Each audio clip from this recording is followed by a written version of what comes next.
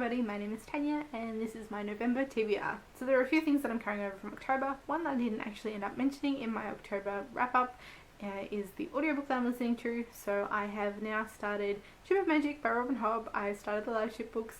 I have got around 17 hours to go of that audiobook. I think it's another huge one, but I'm really loving it so far, as I was sure I would. My highest priority for what I've brought over from October is my October Booktube Recommends pick, and that of course was Jonathan Strange in Mr. Norrell. As I talked about in my October wrap up, I am still in the first volume of this one. I've got the 3-volume set and I am only in the first volume, but hopefully that will change soon. I'm really enjoying this and hoping that I can make some more progress on it very shortly.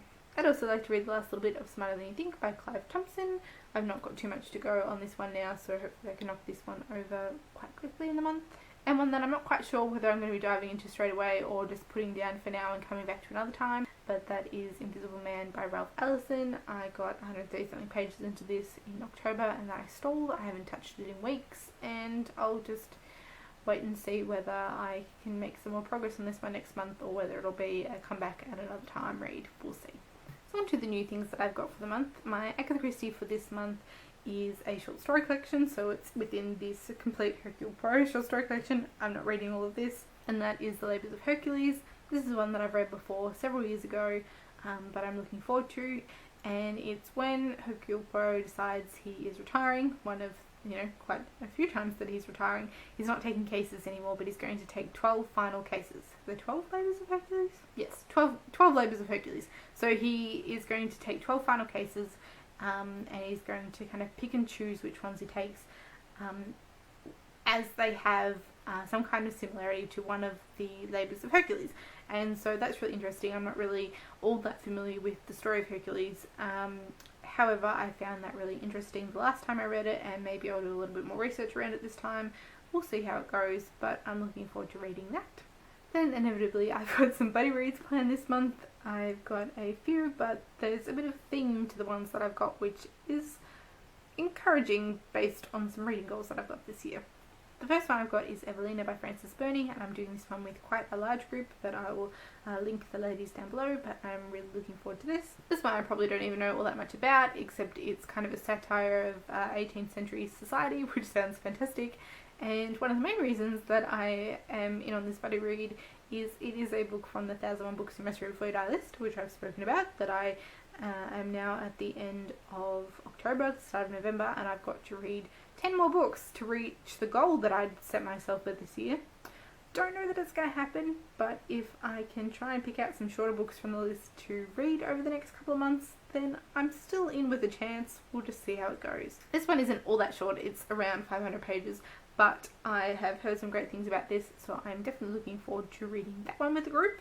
The next book, however, is definitely a smaller book from the list, and that is Morven Keller by Ellen Warner. This one, again, I'm going to be reading with a group. I'm not 100% sure who's in it at the moment, but I think this is happening in the month, and it's a small 1,000 book, so yes. This is another of the Scottish classics that was recently reissued by Vintage. I don't have that new edition. This is a Vintage edition, but not that new cover. I've just got this one from the library. Again, I don't really know all that much about this, except it's short and on the 1,000 list, and there was a buddy read proposed. And last on my smaller 1001 books list picks, I have another buddy read, and this time this is with Ange from Beyond the Pages, and that is For the Pursuit of Love by Nancy Mitford.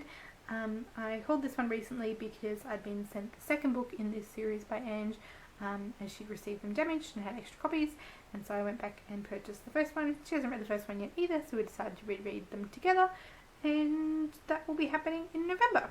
This one sounds like a lot of fun. I've heard some really great things about Nancy Mitford, so it sounds like just what I need, and I am looking forward to it. Next up is something that I think is happening in November. It was planned a few months ago now, but haven't quite confirmed with the other person in the buddy read, and that is The Hopkins manuscript by R.C. Bray. This is one of the only science fiction books that Persephone have on their list, and it's set in a world where the moon is going to collide with Earth. And here is the obligatory look at the end papers, which are particularly lovely. And that brings us to my Booktube Recommends pick for November. So as I said, I've still got to finish my one from October, which I will be working on, but it's time to pick out my November one. Obviously there are only 2 last lonely little ones in here, so this will kind of be the decider of what's happening in November and December, because it's going to be pretty obvious what comes out the next month. but I've got two really great looking picks that I'm looking forward to and here, so let's just see what's going to happen.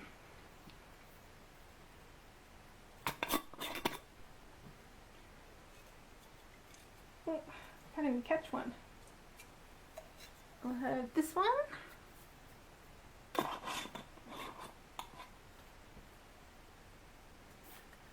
And it is something out of focus.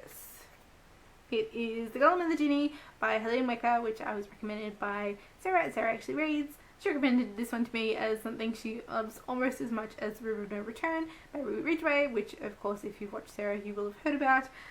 I think it was actually around this time last year that I read The River of No Return, so that's quite fitting. So I've got The Golem and the Genie here. I've heard really fantastic things from Sarah and then from quite a number of other people who have been reading it throughout this year. In fact, Jenny from Jenny King has just read this one. She listened to the audio version of it and absolutely raved about the audio version, so I said when I watched her video talking about that she definitely convinced me that I'm going to go with the audio version of this. So I've got the physical form here, but I do have the Audible audio version as well, so I'm going to be listening to that. So that's just going to have to compete with Robin Hobb for my audiobook time this month. So these are some new things that I've got planned for the month of November. Of course, I've got a few books that I'm still working on, and of course remembering that this Agatha Christie volume is only 12 stories from it, not the whole thing. So if you've read any of these ones and have any advice or comments, do let me know, or if you've got any questions. As always, thank you all for watching, and I will see you next time. Bye!